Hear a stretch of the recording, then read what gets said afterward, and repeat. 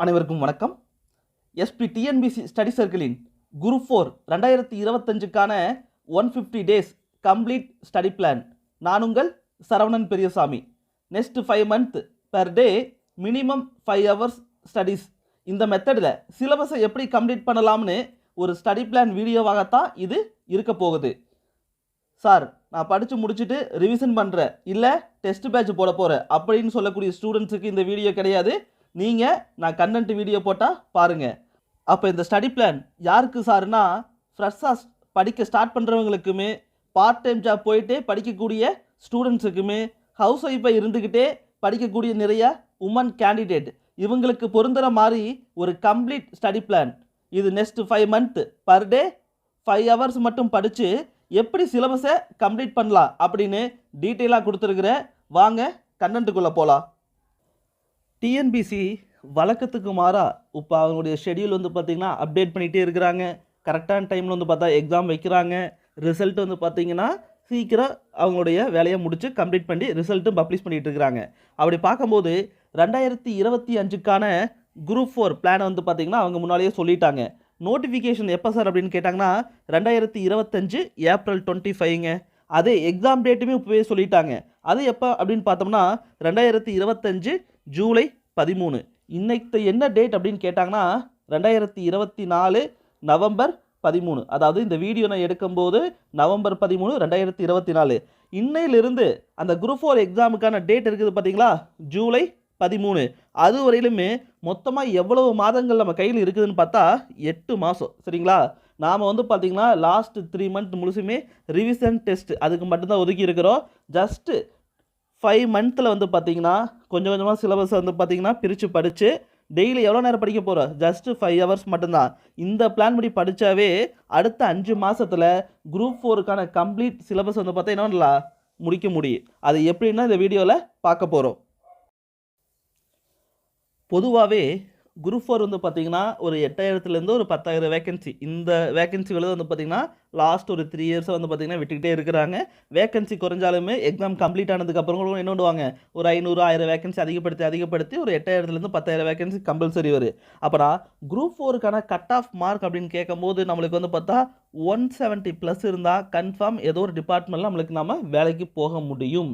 எப்போவுமே குரூப் 4 அப்படின்னா நீங்கள் அதுக்கு மேலே போகிறது உங்கள் திறமை. சரிங்களா? ஒவ்வொருத்தர் இண்டிவிஜுவல் எவ்வளோ வேணால் போட முடியும். ஆனால் மினிமம் எவ்வளோ சார் வேணும்னா ஒரு 170+ இருந்ததுன்னா கன்ஃபார்ம் நம்மளுக்கு ஒரு ஜாப் கன்ஃபார்மாக இருக்குது. அதான் பார்த்திங்கன்னா ஸ்ட்ராட்டஜியாக வச்சுருப்பாங்க. அப்போ பொதுவாக இந்த குரூப் 4 அந்த கட் ஆஃப் ரீச் பண்ணுறதுக்கு என்ன வேலை பார்ப்பாங்க எல்லாருமே, லாங்குவேஜ், அதுக்கப்புறம் பார்த்திங்கன்னா ஆப்ஸ். சரிங்களா? இதை ரெண்டும் பார்த்திங்கன்னா மெயின் ஃபோக்கஸாக வச்சுருப்பாங்க.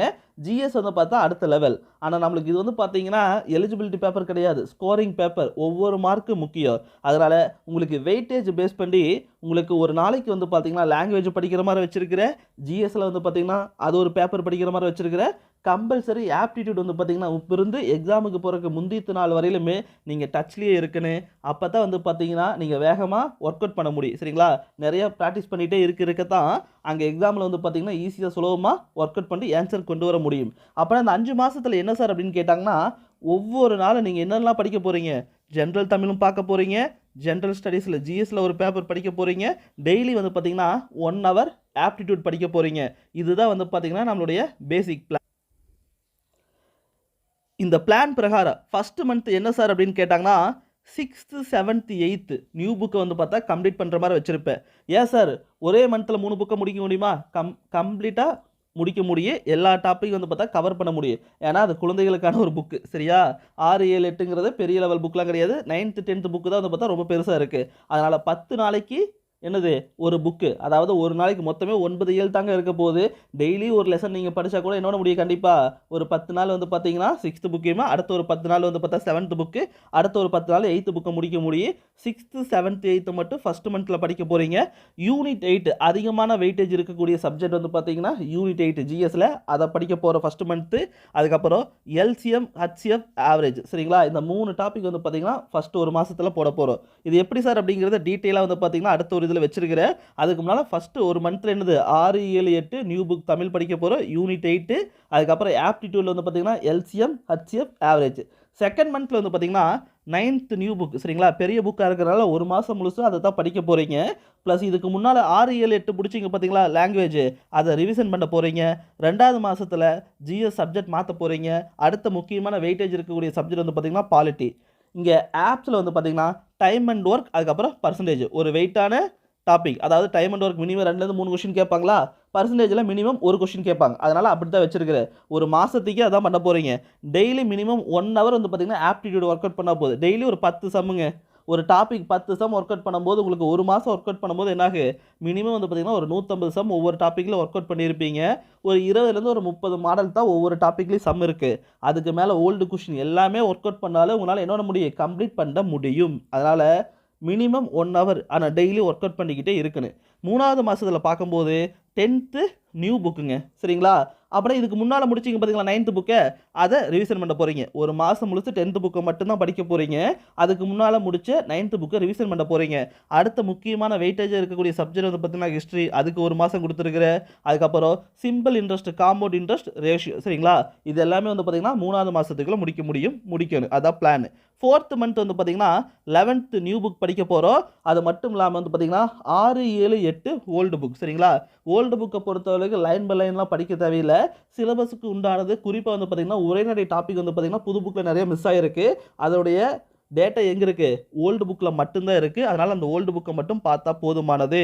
அடுத்து ஜென்ரல் ஸ்டடீஸில் வந்து பார்த்தீங்கன்னா எக்கனாமிக்ஸ் ஒரு 5 நாள் எடுத்துக்கங்க, ஜாகிரபிக்கு ஒரு 5 நாள் எடுத்துக்கங்க, அதுக்குள்ளே முடிச்சிடலாம். எக்கனாமிக்ஸ் அப்படின்னு பார்த்தீங்கன்னா உங்களுக்கு 11th 12th புக்கு தான் வந்து மேக்ஸிமம் கண்டென்ட் இருக்குது. ஜாகிரபி அப்படின்னு பார்க்கும்போது 10th புக்கு, அதுக்கப்புறம் சில டேட்டாஸ் மட்டும் வெளியே எடுத்து படிக்கிற மாதிரி இருக்குது. கரண்ட் அஃபேர்ஸ் பேஸ் பண்ணி இது 1 மந்தில் முடிக்கக்கூடியதான். அடுத்தது ஆப்டிடியூடை பொறுத்தளவுக்கு சிம்பிளிஃபிகேஷன், ரீசனிங், இதுக்கு 1 மந்த்து தாராளமாக நம்ம எடுத்துக்கலாம். ஏன்னு கேட்டால் மினிமம் வந்து பார்த்திங்கன்னா 3 to 5 கொஸ்டின் வந்து பார்த்தா இந்த ஏரியாவில் கொஸ்டினாக வரக்கூடியது. அடுத்தது 5th மந்தில் வந்து பார்த்திங்கன்னா 12th நியூ புக்கு படிக்கிறோம். 9th 10th ஓல்டு புக்குக்கு உண்டான உரைநடை டாபிக், சிலபஸ்க்கு உண்டான டாபிக் மட்டும் பார்த்தா போதுமானது. இங்கே யூனிட் 9 அதுக்கு ஒரு மாதமா சார் அப்படின்னு கேட்டால் யூனிட் 9க்கு ஒரு மாதம் தேவையில்லை. ப்ளஸ் கரண்ட் அஃபேர்ஸ் இருக்குது பார்த்தீங்களா, அது வச்சுக்கோங்க. ஏன்னா எக்ஸாமுக்கு 3 மாதம் இருக்குது. அப்போனா அதுக்கு முன்னால் வரையில் இருக்கக்கூடிய ஒரு 8லேருந்து ஒரு 10 மாதம் கரண்ட் அஃபேர்ஸ் படிக்கணும். இந்த 5th மந்த்லேருந்து கரண்ட் அஃபேர்ஸ் படிக்க ஸ்டார்ட் பண்ணிடுங்க.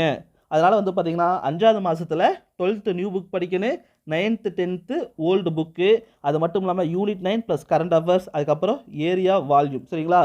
இந்த லெவலில் படிச்சிங்களாவே என்ன பண்ணலாம், 6th-லேருந்து 12th வரையில் இருக்கக்கூடிய நியூ புக் கம்ப்ளீட் பண்ணிடலாம். 6th-லேருந்து 10th வரையில் இருக்கக்கூடிய ஓல்டு புக் கம்ப்ளீட் பண்ணிடலாம். எங்கே, ஜென்ரல் தமிழ்.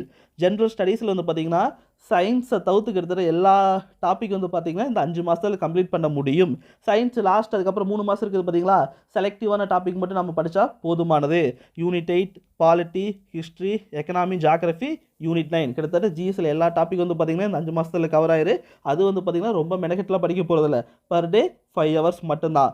ஆப்டிடியூட் வந்து பார்த்தீங்கன்னா இந்த 5 மாதத்தில் டெய்லி 1 ஹவர் போட்டிங்கன்னா என்னாகு, டெய்லி 10 சம்மு. அப்போனா ஒரு மாதத்துக்கு கிட்டத்தட்ட 300 சம்மு, 3 பாஞ்சு கிட்டத்தட்ட 1500 சம் வந்து பார்த்தா ஒர்க் அவுட் பண்ணியிருப்பீங்க. அதுக்கு மேலே சம்மே இருக்காது. மேக்ஸிமம் 25 மார்க்குமே போட முயற்சி பண்ணலாம். கண்டிப்பாக போடவும் முடியும். 5 மாதத்துக்குள்ளே ஜென்ரல் தமிழ், ஜிஎஸ், ஆப்டிடியூட் சரிங்களா, கொஞ்சம் கொஞ்சமாக படித்து எப்படி கம்ப்ளீட் பண்ணலான்னு ஒரு பிளானை கொடுத்துட்டேன். இது உங்களுக்கு வந்து பிளான் எப்படி சார் எக்ஸிக்யூட் பண்ணுறதுனா, ஃபஸ்ட்டு 1 மந்த் பிளான் கொடுத்த பார்த்தீங்களா, அதுக்கு ஒரு சின்ன ஒரு மாடல் கீழே கொடுத்துருப்பேன். அந்த 1 மந்த் வந்து பார்த்தீங்கன்னா என்னது 10 டேஸ் அப்படின்னு பார்த்தீங்கன்னா 3 இதாக பிரிச்சிருக்கிறேன்னா, அப்போ நான் முதல் 10 நாள் வந்து பார்த்தீங்கன்னா 6th நியூ புக்கை கம்ப்ளீட் பண்ணணும் லாங்குவேஜுக்கு. அடுத்த 10 நாள் 7th நியூ புக் கம்ப்ளீட் பண்ணணும். அடுத்த 10 நாள் வந்து பார்த்தீங்கன்னா 8th நியூ புக் கம்ப்ளீட் பண்ணணும் சரிங்களா. இது லாங்குவேஜுக்கு உண்டானது. 10 நாள் அப்படிங்கிறது தாராளம். ஒரு நாளைக்கு மினிமம் 2 இயல் படித்தாவே போதுமானதுங்க. மொத்தமே 9 இயல் தான் இருக்குது, தாராளமாக கம்ப்ளீட் பண்ண முடியும். அடுத்தது யூனிட் 8ல் முதல் 10 நாள் என்ன பண்ணுறீங்க, பாளையக்காரர்கள், லீடர் ஆஃப் தமிழ்நாடு சரிங்களா, தமிழ்நாடுடைய லீடர்ஸ் பற்றி படிக்க போகிறீங்க. அடுத்த ஒரு 10 நாள் வந்து பார்த்தீங்கன்னா உமன் ஃப்ரீடம் ஃபைட்டில் இருக்கக்கூடிய முக்கியமான லீடர்ஸை பார்க்க போகிறீங்க. Justice party, social reform movement. Last ஒரு 10 நாள் வந்து பார்த்தீங்கன்னா ஆர்கியாலஜி பற்றி படிக்க போகிறீங்க. South Indian history. இப்படி பிரித்து 10 நாளைக்கு இந்த டாப்பிக்லாம் முடிக்கணும் பிரித்து படித்தோம்னா சிலபஸை கம்ப்ளீட் பண்ண முடியும். ஃபஸ்ட்டு 1 மந்தில் எல்சிஎம், ஹச்சிஎம், ஆவரேஜ் சொல்லியிருந்தோம் பார்த்தீங்களா. எல்சிஎம்க்கு 10 நாள் எடுத்துக்கங்க, நம்ம 100 சம் போடலாம், அதுக்கு மேலே சம்மே இருக்காது. ஹச்சிஎம் டெய்லி ஒரு 1 ஹவரில் 10 சம் போட்டால் அதுக்கு ஒரு 100 சம்மு. அடுத்தது ஆவரேஜ் வந்து பார்த்தீங்கன்னா டெய்லி 10 சம்மாக போட்டிங்கன்னா அது ஒரு 10 நாள். இப்படி வந்து பார்த்தீங்கன்னா பிரித்து படிச்சிங்கன்னா ஈஸியாக சிலபஸை கம்ப்ளீட் பண்ண முடியும். இது ஃபஸ்ட்டு மந்த் வந்து பார்த்தீங்கன்னா எப்படி படிக்கணுங்கிற ஒரு ஐடியா. செகண்ட் மந்த்தும் கொடுத்துருக்கிற இதை கரெக்டாக ஃபாலோ பண்ணி உங்களுக்கு தேவைப்பட்டதுன்னா 3, 4, 5 அப்படின்னு சொல்லி போட்டு அடுத்தடுத்து இது வந்து பார்த்தீங்கன்னா உங்களுக்கு அப்டேட் பண்ணுறேன். செகண்ட் மந்த்து அதே வந்து பார்த்தீங்கன்னா 10 டேஸாக 3 டிவிஷனாக பிரிச்சிருப்பேன். 1லேருந்து 10, அடுத்தது 10லேருந்து 20, 20லேருந்து 30.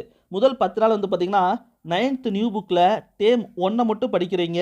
ஆல்ரெடி 6th 7th 8th படிச்சிட்டோம்ல, அதை ரிவிஷன் பண்ணி முடிச்சிருங்க. 9th செகண்ட் டேம் வந்து பார்த்தீங்கன்னா அடுத்த ஒரு 10 நாள் படிக்கிறீங்க சரிங்களா. ஜஸ்ட் ஒரு 3 லெசனுக்கு 10 நாள் வரையில் கொடுத்துருக்குறேன். ஏன்னா 9th 10th வந்து பார்த்தீங்கன்னா போர்ஷன் கொஞ்சம் அதிகம் சரியா. அடுத்தது வந்து பார்த்தீங்கன்னா 9th செகண்ட் டைம் வந்து பார்த்தீங்கன்னா அடுத்த ஒரு 10 நாள் எடுத்துக்கங்க. இந்த டைம் மீதி இருக்கிற டைம் வந்து பார்த்தா 7th நியூ புக் வந்து பார்த்தா ரிவிஷன் பண்ணிடுங்க. அடுத்தது 9th தேர்ட் டைம் வந்து பார்த்தா அடுத்த ஒரு 10 நாள், இந்த மீதி இருக்கிற டைம் வந்து பார்த்தா 8th நியூ புக் வந்து பார்த்தா ஆல்ரெடி படிச்சிருப்பீங்களா, அதை ரிவிஷன் பண்ணிடுங்க. இப்படி படிக்கும்போது 6th 7th 8th one time படிச்சுட்டு ரிவிஷனும் முடிஞ்சிருக்கு. 9th புக் ஒருக்கா கம்ப்ளீட் ரிவிஷன் பண்ணியிருப்பீங்க. இங்கே வந்து பார்த்தீங்கன்னா ஜென்ரல் ஸ்டடீஸில் இந்த மந்த்துக்கு எதை பிளான் பண்ணியிருக்கிறோம்னா பாலிட்டி பொதுவாக வந்து பார்த்தீங்கன்னா ஒரு 3 பார்ட்டாக பிரிச்சிருப்போம். ஃபஸ்ட்டு பார்ட் முழுசுமே ஆர்டிகல் 1லேருந்து 51A வரையில் இருக்கக்கூடிய பகுதி, அதாவது fundamental right, fundamental duty, DPSP சரிங்களா. அடுத்தது வந்து பார்த்தீங்கன்னா preamble, source of constitution, schedule, இதெல்லாம் படிக்கக்கூடியது. இதுக்கு 10 டேஸ் போதுமானது. செகண்ட் ஏரியா முழுசுமே சென்ட்ரல் கவர்மெண்ட், ஸ்டேட் கவர்மெண்ட், இதுக்கு ஒரு 10 நாள் எடுத்துக்கலாம். தேர்ட் பார்ட் முழுசுமே constitution body, non constitution body சரிங்களா. எலெக்ஷன் பற்றி படிக்கிறது, ஹைகோர்ட், சுப்ரீம் கோர்ட், இந்த ஏரியா முழுசுமே வந்து பார்த்தீங்கன்னா தேர்ட் பார்ட்டில் படிச்சுக்கலாம். இது ஒரு 10 நாள். இப்படி பிரித்து படித்தோம்னா 1 மந்தில் பாலிட்டி கம்ப்ளீட் பண்ணிடலாம். அடுத்தது ஆப்டிடியூடை பொறுத்தளவுக்கு டைம் அண்ட் ஒர்க் அப்படின்னு ஒரு ஏரியா இருக்குதா, அது வந்து பார்த்தீங்கன்னா 20 நாள் கொடுத்துருக்குறேன். டெய்லி 10 சம்மாக போட்டால் 20 நாள் 200 சம். அதுக்கு மேலே வந்து பார்த்தீங்கன்னா கொஸ்டினே இருக்காது. டைம் அண்ட் ஒர்க் ரொம்ப ரொம்ப முக்கியம். மினிமம் 2லிருந்து 3 கொஸ்டின் வரையிலும் கேட்கக்கூடிய ஒரு ஏரியா.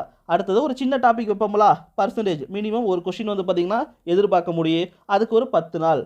இப்படி ஒரு மாதத்துக்கு போடக்கூடிய ஷெடியூலை 10 டேஸ் அப்படின்னு பிரித்து கொஞ்சம் கொஞ்சமாக படித்தோம்னா மொத்த சிலபஸை நாம் கம்ப்ளீட் பண்ண முடியும்.